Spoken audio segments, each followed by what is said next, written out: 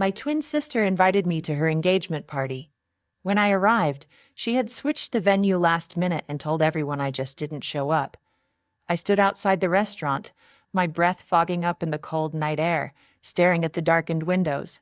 The sign on the door read closed. That couldn't be right. That couldn't be right. I checked my phone for what had to be the 10th time. I wasn't late. The time was right. The date was right. The address was right. So why wasn't anyone here? I swallowed hard and scrolled through my messages. The last thing Tessa had sent me was a reminder earlier in the week. Can't wait to see you there. Dress nice. I was wearing the dress I'd picked out weeks ago, a soft blue one that I knew complimented me well.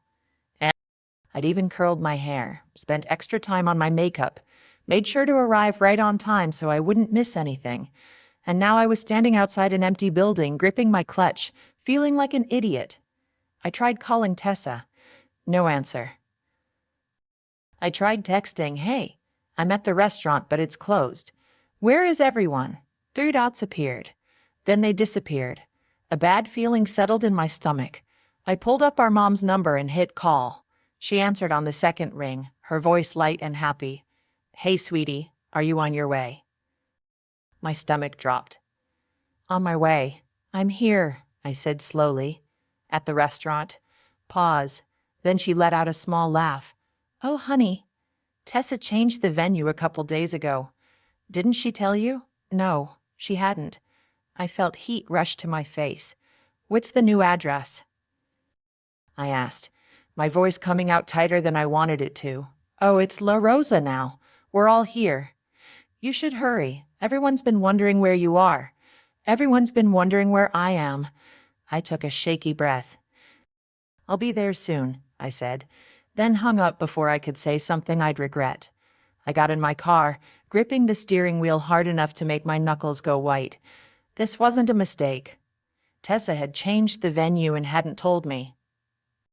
Not once in the last few days had she sent me a quick text, a heads up, a reminder. Nothing. I swallowed down the sick feeling in my gut and started driving. When I arrived at La Rosa, the party was already in full swing. The restaurant was buzzing with laughter and clinking glasses, the kind of energy that only comes from a celebration where everyone is comfortable, happy, included. Everyone except me. I stepped inside, scanning the crowd, my heart pounding. I spotted my mom first, chatting with an aunt near the bar, then my dad, Tessa's fiancé Matt, and then I saw her. Tessa, standing in the center of it all, looking effortlessly perfect in a sleek white dress, drink in hand, laughing at something one of her friends had just said. She saw me almost immediately. Her eyes widened for a split second, like she hadn't actually expected me to come. But then just as quickly, she smiled, playing it off. She walked right up to me, arms open like nothing was wrong. "There you are," she said, voice dripping with warmth like I was some long-lost friend who had finally made it. "We were starting to think you weren't coming." I stared at her, barely able to process what I was hearing. She knew. She knew I had been at the wrong place. She knew she never told me. And now she was acting like this was my fault. My throat felt tight, but I forced a small, tight-lipped smile. I was at the first restaurant. Tessa's face didn't even flinch. "Oh, shoot. Did I forget to text you?" She let out a small laugh. I could have sworn I did. No apology, no real concern, just a casual throwaway line. And that was when I knew for sure this wasn't an accident. I wanted to call her out right then and there. I wanted to ask why. I wanted to demand an explanation, make her say it out loud. "I didn't want you here." But I knew Tessa. She would just smile, act confused, make it seem like I was the one overreacting. And I wasn't going to give her that satisfaction. So I just nodded and said, "Guess so." Then I walked past her and into the party, ignoring the way she watched me go. So Tessa's. As I moved through the crowd, I noticed something else. People were looking at me, not in a friendly, welcoming way. In a pitying way. Like they already knew something I didn't. I caught a snippet of conversation between two of our cousins. She actually showed up. I thought she wasn't coming. My stomach twisted. I stopped near the drink table, scanning the room, my pulse in my ears. And then I heard it. Tessa told me Lena decided not to come last minute. The words were spoken so casually, like they weren't a complete lie. My heart nearly stopped. Tessa had told them I wasn't coming. She had set this up perfectly. She changed the venue, didn't tell me, and then let everyone believe that I had just flaked on her engagement party. Like I was the bad sister. Like I was the one who didn't care. Like I had just chose. I felt my entire body go cold. This wasn't just about leaving me out. This was about making me look bad. And it had worked, because when I glanced around the room, I realized most people weren't looking at me with anger. They were looking at me with disappointment, like they thought I had really done this. Like they believed her. I took a shaky breath, forcing myself to stay calm, to stay in control. Tessa wanted me to be upset. She wanted me to cause a scene, to demand an apology, to make her look like the victim. So I did the last thing she expected. I smiled, grabbed a drink from the table, and acted like nothing was wrong. I wasn't going to fix this for her. I wasn't going to play along. She wanted to make me look like the bad guy. Fine. But soon enough, she was going to regret it. I sat at the party, holding a drink I wasn't even sipping, smiling just enough that no one could accuse me of being in a bad mood. But inside, I was fuming. The more I thought about it, the more the reality of what Tessa had done started to settle in. She had planned this. This wasn't just some casual mistake, some innocent oversight where she forgot to. Tell me the venue had changed. She had deliberately left me out, and she had done it in a way that made sure I looked bad. I glanced across the room at her. She was laughing, holding Matt's arm, the center of attention like she always was. The perfect glowing bride, to be. And I realized something. This wasn't the first time she had done something like this. It was just the worst time. I thought back to all the little moments, the times that should have been red flags but weren't. Growing up, people loved the idea of us being twins. They thought it was cute. Twins. That's amazing. You must be so close. And at first, I believed we were. But looking back, I could see that the only one who really benefited from being a twin was Tessa. She was always the one in the spotlight, the one people noticed first, the one teachers and relatives and family friends gravitated toward. She had this way of making people adore her instantly. She was charming, funny, a little reckless in a way that made people love her even more. Me, I was always the other twin, the quieter one, the more responsible one, the one who didn't need the attention. Or at least, that's what I told myself. But the truth was, I think I just got used to it. I got used to people forgetting my name at family gatherings and calling me Tessa's sister instead. I got used to being left out of things because people assumed I wouldn't be interested. I got used to Tessa taking credit for things I did because people wanted to believe that she was the talented one. And worst of all, I got used to Tessa controlling the narrative. If she didn't want me somewhere, she just rewrote the story. Like when we were kids and she got invited to a birthday party and told everyone I was sick, even though I never even knew about the invitation. And or when she started dating one of my guy friends in high school and told him I had a crush on someone else so that he wouldn't get the idea that maybe I liked him too.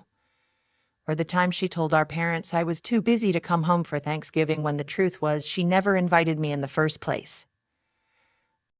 I had spent my whole life letting her control the story, and now she had done it again.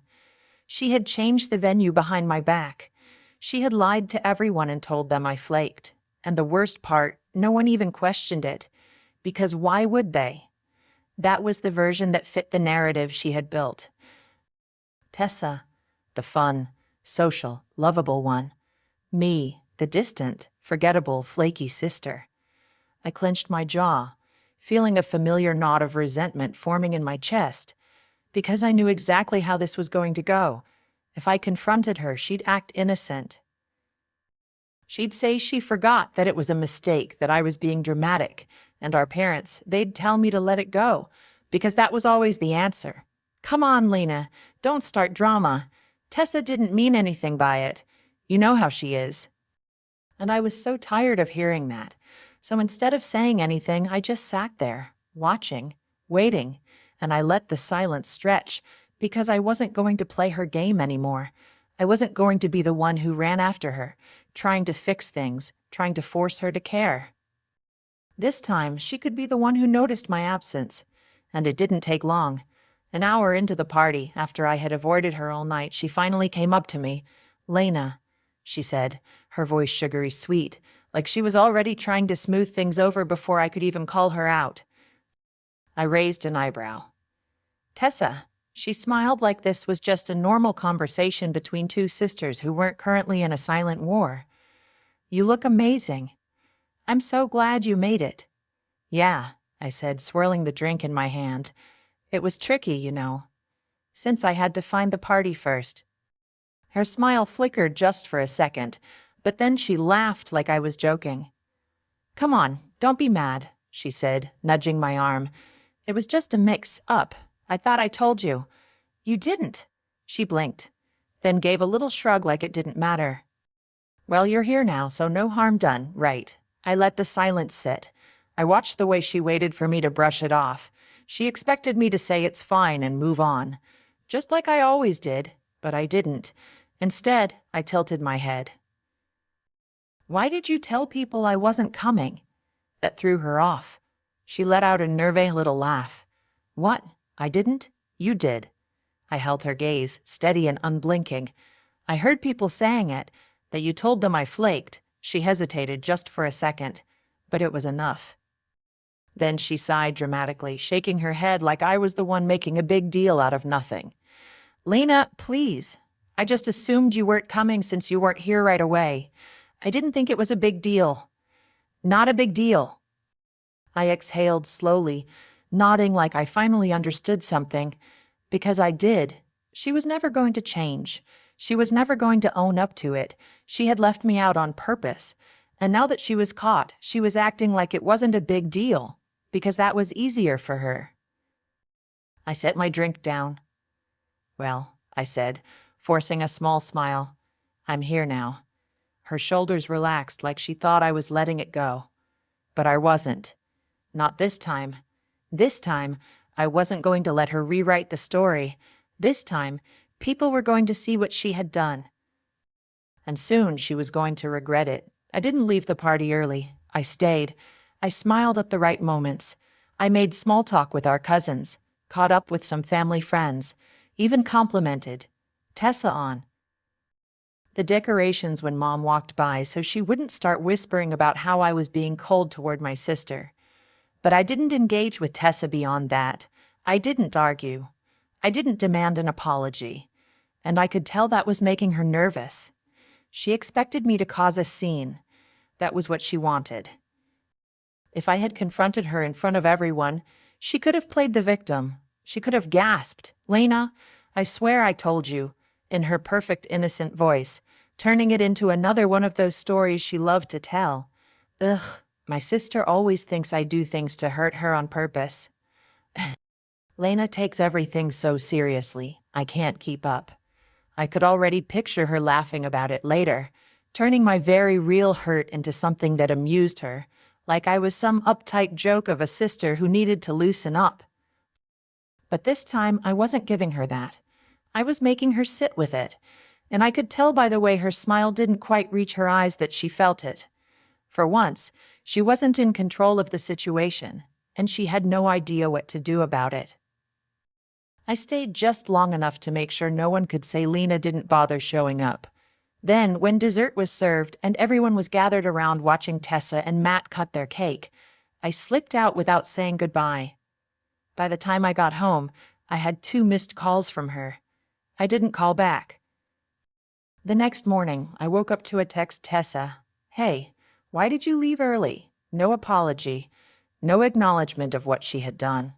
Just a casual little message, as if she was trying to pretend that everything was fine. that I had just stepped out for a breath of fresh air and totally forgotten to say goodbye to my own sister at her engagement party. I let the text sit. Then another came through. Tessa, Lena, come on. If you're mad, just say so. I ignored that one too. Because I wasn't going to say anything. I was going to make her feel it. By the third day, it wasn't just Tessa texting me. Mom called. Hey, sweetie, Mom said. Tessa says you're upset. I don't know what happened, but don't let this ruin such a happy time. Such a happy time. For who? I sighed, rubbing my temples as I stared at my phone. I could already see how this was going to go. Mom was going to smooth things over, tell me that Tessa didn't mean anything by it, and try to get me to move on before it became a thing. Because in our family everything had to be perfect, and me not talking to my sister, that was not perfect. So I did something I had never done before. I ignored her too. And that was when people started noticing. A few days later, I was out running errands when I bumped into my cousin Kayla. Hey, where have you been? She asked, frowning. I thought you'd be helping with wedding stuff, but I haven't seen you in the group chat. I blinked. What group chat? She hesitated. The bridal party one. I let out a short, humorless laugh. Of course. Of course, Tessa had already started planning without even bothering to tell me. I should have been surprised. I wasn't. Guess I wasn't invited to that either, I said, voice light even though my stomach was tight. Kayla frowned. Wait, seriously? I shrugged, not the first time. She studied me for a second, and for once I saw it. A flicker of something other than automatic trust in whatever Tessa says. Doubt. A crack in the perfect image my sister had spent years building, and I knew that was all it would take. The smallest crack. Bet. Because that's the thing about controlling a narrative. Once people start to see the truth, they can't unsee it. And that was what I was waiting for people to start questioning things. And sure enough, it didn't take long. A week passed, and suddenly Tessa wasn't looking so confident anymore. She called me again, then she texted, Tessa, Lena, this is getting ridiculous. Can we just talk? I let it sit. Then, a few hours later, Tessa. Fine, you want to be petty.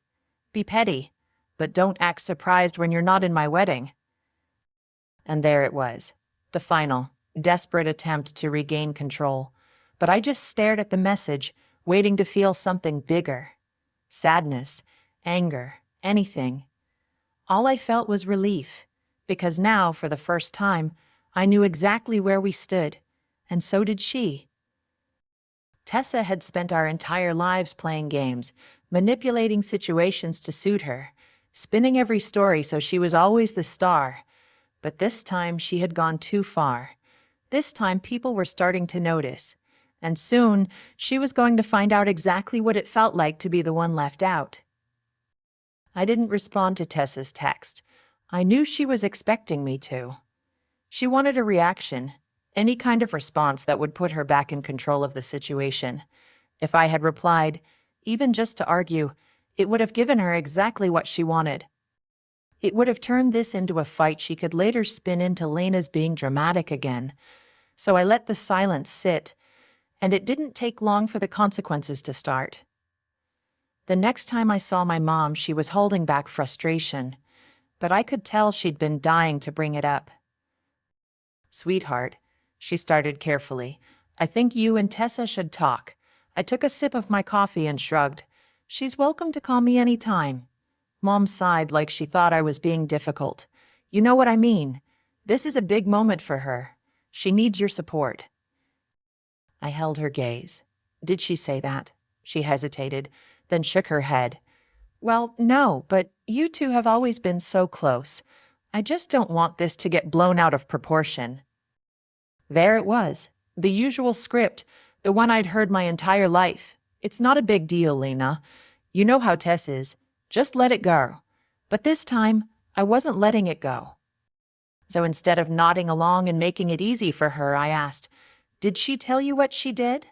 Mom blinked, surprised. Well, she said there was some miscommunication about the party.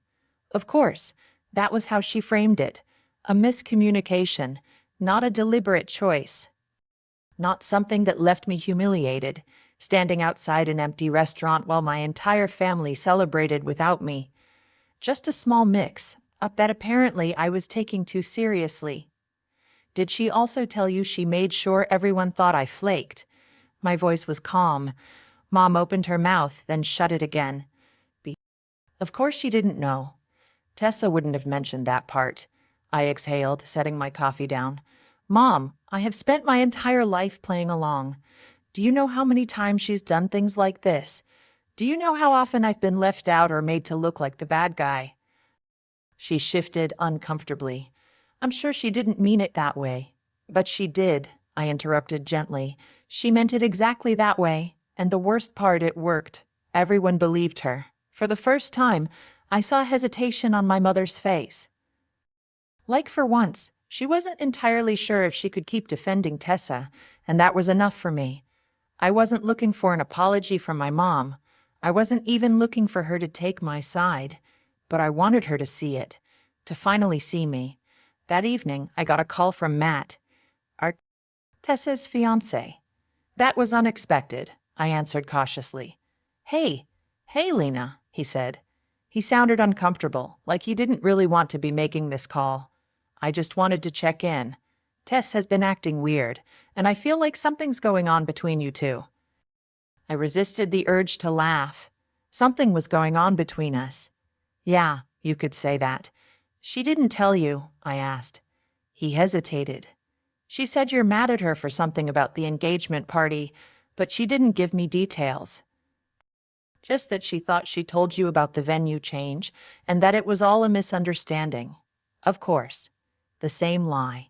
I took a breath, debating if I should even get into it. Then I thought, why not? If Matt was going to marry my sister, he deserved to know exactly what kind of person she was. So I told him. I laid it out clearly, without bitterness, without over-explaining, just the facts. How she changed the venue last minute. How she never told me. How she let everyone believe I didn't show up. How, for my entire life, she had done things like this. Mutt was quiet when I finished. Wow, he finally said. That's a lot. I let out a humorless laugh. Yeah, it is. Another pause. Then he said, I need to talk to her, and for the first time I thought, good, someone should. I didn't hear from Tessa that night or the next day, but I knew the conversation had happened, because by the end of the week I got a text to Tessa. Can we talk? Just 3 words. No apology. No attempt to justify herself. I thought about ignoring it, but something in me was curious. So I replied, about what? She called immediately. I picked up, waiting. She sighed into the phone. Matt is mad at me. I almost laughed. That's what you wanted to talk about. I mean, not just that, she hesitated. But yeah, he's upset. He thinks I did it on purpose. I told him the truth, I said simply. She was quiet for a long time. Then, finally, she said, I didn't think it would be a big deal. I closed my eyes, shaking my head. That's the problem, Tessa, I thought. You never think it's a big deal when it happens to me. I'm sorry, she said, barely above a whisper. And the thing was, I believed her, but I wasn't sure if it was enough. So instead of saying I forgive you, I said, I hope you mean that. She swallowed. I do, I exhaled, nodding to myself. Then, before she could try to smooth things over with another joke or some excuse, I said, we'll see. And for the first time, it felt like the story was finally mine to tell.